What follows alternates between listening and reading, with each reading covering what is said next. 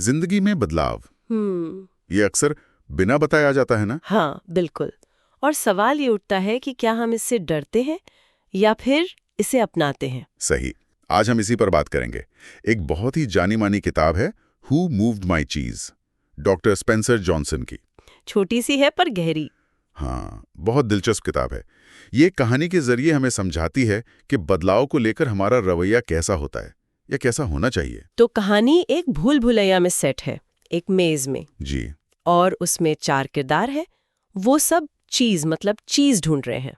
हाँ, और ये चीज सिर्फ खाने वाला पनीर तो है नहीं। नहीं नहीं, बिल्कुल नहीं। ये तो प्रतीक है ना, किसी भी चीज का जिसे हम चाहते हैं, जैसे अच्छी नौकरी, पैसा, सफलता, मन की शांति, प्यार, सेहत, कुछ भी। वो सब कुछ जो हमारे लिए मायने रखता है।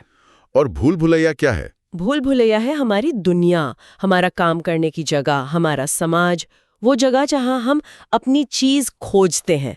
अच्छा, और वो 4 किरदार कौन हैं? हाँ, वो बड़े मजेदार हैं। वो हाँ। चूहे हैं, स्निफ और स्करी। स्निफ और स्करी।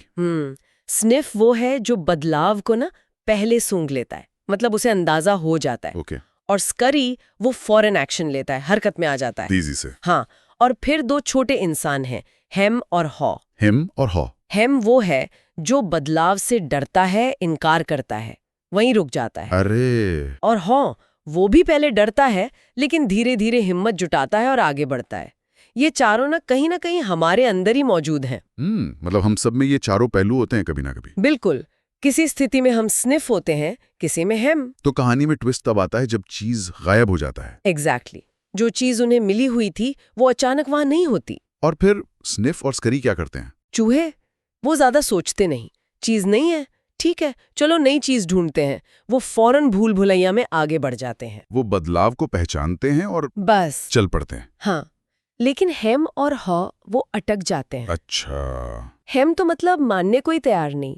वो शिकायत करता है, गुस्सा होता है, पूछता है मेरा चीज कहाँ गया। वो पुराने हाल में ही जीना चाहता है। बिल्कुल, और डरता है कि अगर बाहर गया और कुछ नहीं मिला तो। ये डर उसे रोकता है। और हॉ, उसका क्या होता है? हॉ भी डरा हुआ है, हेम की तरह ही, लेकिन वो धीरे धीरे सोचने लगता है। उसे समझ आता है कि सिर्फ इंतजार करने से या डरने से चीज वापस नहीं आने वाला। और फिर वो एक बहुत जरूरी सवाल पूछता है खुद से, और वो उसे दीवार पर लिखता भी है। क्या सवाल? अगर डर नहीं होता तो क्या करते? What would you do if you weren't afraid? वाह, ये तो सोचने वाली बात है। हाँ, यही सवाल उसे हिम्मत देता है। वो समझता है कि डर लगना ठीक है, पर डर को अपने ऊपर हावी नहीं होने देना है। और वो फिर आगे बढ़ता है। हाँ, डरते डरते ही सही, पर वो भूल भुलैया में निकलता है।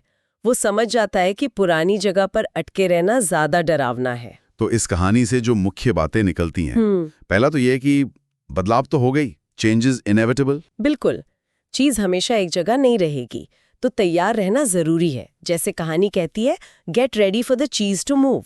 दूसरा, बदलाव को स्वीकार करना। हेम की तरह इनकार करने से कुछ नहीं मिलता। सही कहा, हॉ की तरह डर के बावजूद कदम उठाना पड़ता है, और जैसे ही वो कदम उठाता है उसका डर कम होने लगता है। हाँ, और तीसरा संदेश है, कंफर्ट जोन से बाहर निकलो।